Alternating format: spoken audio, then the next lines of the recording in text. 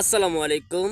আমার প্রাণপ্রিয় ইসলামী ভাই এবং বন্ধুরা, সবাইকে আমার পক্ষ থেকে শুভেচ্ছা ও অভিনন্দন এবং অন্য জাতি অন্য ধর্মের ভাই বন্ধুদের প্রতি আমার পক্ষ থেকে আদব এবং তাদের প্রতি সম্মান।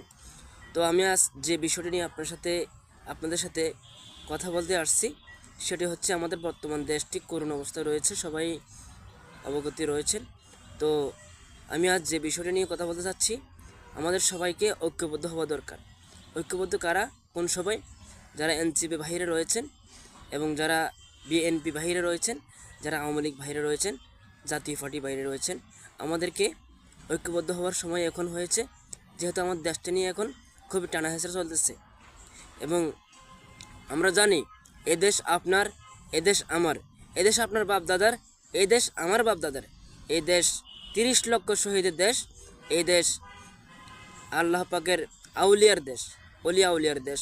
তো এই দেশটি আমরা আমাদের সুস্থ জ্ঞানে আমরা রাজাকারদের হাতে তুলে দিতে পারি না।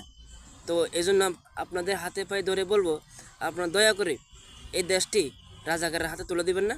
এবং বর্তমান যুগে এই সময়ে যারা ইসলামের দোহাই দিয়ে ক্ষমতা যেতে চাচ্ছে, বাংলাদেশ দখল করতে চাচ্ছে, পুরা বাংলাদেশ তাদের হাতে নিতে চাচ্ছে, মূলত তারা কোনো ইসলামী দল নয়।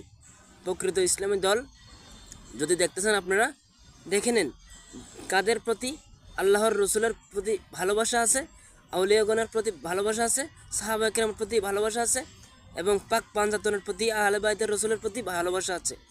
আপনারা যদি সত্যিকারের ইসলামিক হয়ে থাকেন, ইসলামিক প্রেমিক হয়ে থাকেন, তো আমি বলবো আপনার ভোট ইসলামের সাথে যদি দিয়ে থাকেন কাউকে, সেটি মোমবাতিকে দিন।